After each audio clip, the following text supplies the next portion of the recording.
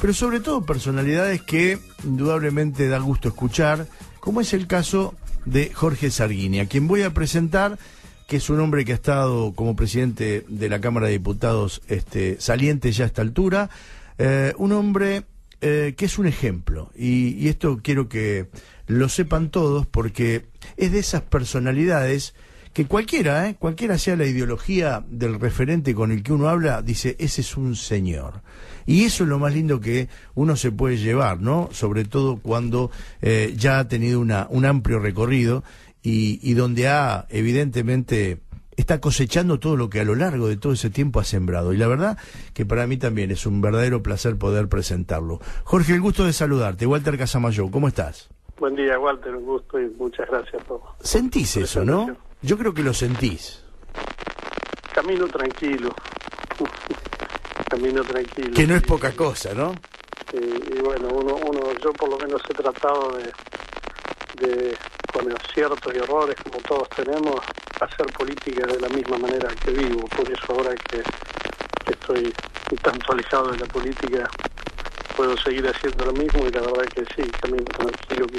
Quizá vos exagerás un poco con tus palabras, pero estoy tranquilo, estoy bien. Bueno, entre nosotros no exagero nada, es la realidad, y a mí me llena de orgullo, porque cada vez que tenemos la chance de compartir charlas o referentes en común, bueno, esto es casi algo que debería ser tradicional, ¿no? Algo que el político debería llevar consigo una vez que termina su mandato o su gestión, y que lamentablemente, ¿no?, la política, Jorge, nos ha llevado a que la gente descrea casi en forma generalizada, ¿no? Sí, yo creo que hay dos enfoques que uno puede hacer de esto. Uno es que evidentemente si en el país tenemos un 30% de hermanos bajo la línea de pobreza, la política en general y todo lo que hemos tenido responsabilidad debemos hacernos cargo, está en deuda con la sociedad, y esa es una deuda colectiva, si se quiere. Claro. Y después, por supuesto, también hay un rechazo a ciertas conductas individuales de quienes, bueno, haciendo uso de las posibilidades que la política le da, tienen conductas que la sociedad reprocha. Entonces, la suma de los dos fenómenos, esa deuda colectiva por falta de soluciones y determinadas conductas personales, hacen de que haya así un cierto rechazo, que hay veces cuando pone mucha expectativa en un gobierno que viene y la defrauda, es un escalón más que se baja en términos de credibilidad del conjunto de la política, pero bueno, uno trata de hacer las cosas lo mejor posible y no duda en tener las conductas que hay que tener, digamos, pero la deuda colectiva, digamos, como hombre de la política, yo la siento. Jorge, vos sabés que hablaste de escalón, y estamos prácticamente ahí, ¿no? En el costadito del escalón, y para la sociedad sería realmente muy fuerte si no le va bien a este gobierno, ¿no? Porque volvió a apostar, y si la cosa no sale bien es lo que vos estabas marcando, ¿no? Sí, ha generado una expectativa que a la que todavía no responde, digamos, y bueno, si le va mal al gobierno, nos va mal a todos, así que sería una mezquindad terrible, por el solo hecho de querer que al gobierno no le vaya bien, no aportar en la medida de lo posible para que las cosas en el país se solucionen, y yo no tengo coincidencias ideológicas, filosóficas, diría ni de forma de vida con lo que expresa este gobierno, pero es el que ha votado a la gente, y quiero que al país le vaya bien, y me gustaría que...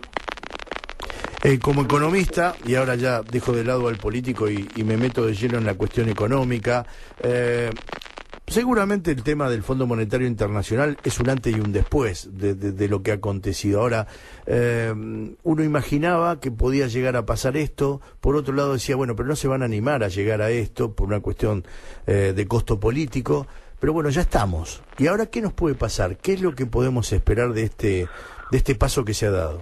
Sí, lamentablemente ya estamos. Yo creo que es un paso que se dio de manera apresurada. Ajá.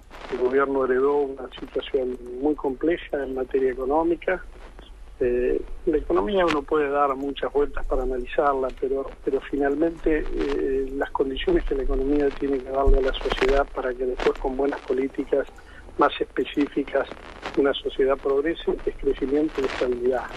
Y hace tiempo que no tenemos ninguna de las dos cosas. El gobierno tiene muchos desequilibrios macroeconómicos, tiene una economía estancada y con alta inflación. Y lleva 2 años y medio de gobierno y la economía está estancada, más allá de ciertos movimientos que pudo haber habido en los últimos meses, después de una fuerte caída en el 2016, y la inflación sigue alta. Y el haber ido al fondo es en alguna medida entregar a ese acuerdo con el fondo todo el diseño de la política económica de corto plazo. Claro. Y ese diseño de política no va a ser un diseño, lamentablemente, que tenga como prioridad, más allá de los discursos, el crecimiento. Y probablemente con el tiempo tenga como objetivo una baja de la inflación, pero vamos a tener un año más con estancamiento y con alta inflación, y los argentinos vamos a tener menos margen para buscar acuerdos que nos saquen de esta situación, porque el acuerdo del gobierno lo va a hacer con el Fondo Monetario. Una vez que lo haga y lo firme, se va a comprometer a determinadas metas que si no las cumple trae problemas, y si las cumple yo no confío que traigan las soluciones que el país está necesitando. Qué bárbaro, ¿no? Porque es una encrucijada, ¿no? Por un lado y por el otro es como que está cercado. Sí, yo por eso creo que hubo un apresuramiento por una turbulencia que hubo en los mercados, por una corrida, porque hubo una corrida cambiaria que muchas veces los gobiernos, no debe haber gobierno, de que tengamos memoria que en algún momento no ha pasado por corridas cambiarias, que también tienen su raíz de fondo, más allá de que está claro que la hacen los especuladores, pero no se puede desconocer que los especuladores existen, y uno tiene que tener políticas de regulación que limiten ese juego de los especuladores, y cuando no se los limita, esas corridas se producen, pero el gobierno tenía instrumentos para manejar la corrida sin salir, valga el juego de palabras, sin salir corriendo al fondo, ¿no? Me parece que se apresuró, ahora ya se está allí. Los discursos van a ser los que siempre escuchamos. El fondo va a decir que el programa es de Argentina, que es un programa que va a dar prioridad a las cuestiones de orden sociales, pero las recetas en el fondo están escritas, y cuando uno va a un préstamo de estas características, que es un préstamo stand-by, el fondo pone condicionalidades cuantitativas en términos fiscales, en términos monetarios, en términos de comportamiento del tipo de cambio. Por lo tanto, en ese acuerdo lo que se fija es la política de corto plazo, donde no se le da prioridades a ciertas prioridades que en un país con 30% de pobreza debería tener. Porque ahí está el tema, ¿no? 30% de pobres, y obviamente se va a empobrecer mucho más la población con estas medidas. Y un gran estancamiento. Sabemos que cuando hay estancamiento e inflación se deteriora el empleo y se deteriora el salario. Cuando se deterioran estas dos cosas, más allá de que además ya por decisiones tomadas por este gobierno previamente se ha deteriorado también el ajuste en las jubilaciones. Bueno, si uno pone todo esto junto, queda claro que no vamos en camino a una economía que con el crecimiento y la estabilidad permita un mayor bienestar al conjunto, y fundamentalmente a aquellos que más lo necesitan. Totalmente. Estuviste en una etapa muy difícil de la Argentina, con La Baña, con aquel grupo de economistas. No digo que estamos cerca ni mucho menos, pero indudablemente si tenés que compararlo con el 2001, ¿qué comparación podés hacer? No, la situación es distinta, claramente distinta, y para mejor, por suerte. Lo que sí se repite una y otra vez, allá en la tablita, la famosa tablita de Martínez Vidó, se vuelve a repetir lo que pasó con la convertibilidad, y se vuelve a repetir ahora que cuando uno tiene tasas de interés altas y trata de planchar el dólar y da lugar a la especulación financiera, estas cosas pasan, y estas cosas pasan cuando una economía depende fuertemente del financiamiento externo. Cuando la economía no tiene sus propios recursos y se ata al financiamiento externo, se ata a los mercados internacionales. y ese financiamiento externo se puede lograr porque hay una economía que atractiva y vienen fuertes inversiones, o porque vienen fondos de orden especulativo. Cuando uno, insisto, las atrae con tasas de interés muy altas y con un dólar planchado para que puedan hacer una fuerte ganancia en dólares entrando y saliendo de la LEVAC como han hecho, o de otras opciones de títulos públicos, gana la especulación, y cuando gana la especulación pasan estas cosas. Y esto sí, ahí ya hay un hilo conductor en la historia argentina, y que ese hilo también vincula este momento con aquel momento de crisis, que es cuando uno tiene una fuerte dependencia de financiamiento externo. En algún momento ese financiamiento se obtura, y cuando ese financiamiento se obtura, los problemas aparecen. Claro. La última, y obviamente agradeciéndote la nota, y sos muy gentil siempre conmigo. Jorge, ¿qué sentís cuando...? Porque uno imaginaba, ¿no?, que ganó Macri, y lo primero que uno piensa, bueno, económicamente son tipos que indudablemente como empresarios han marcado, hay CEOs, hay gente que ha triunfado evidentemente en estas cuestiones, que políticamente por ahí podía tener vaivenes, choques, bajadas, subidas, pero que por el lado económico iba a triunfar y por el lado político la iba a padecer.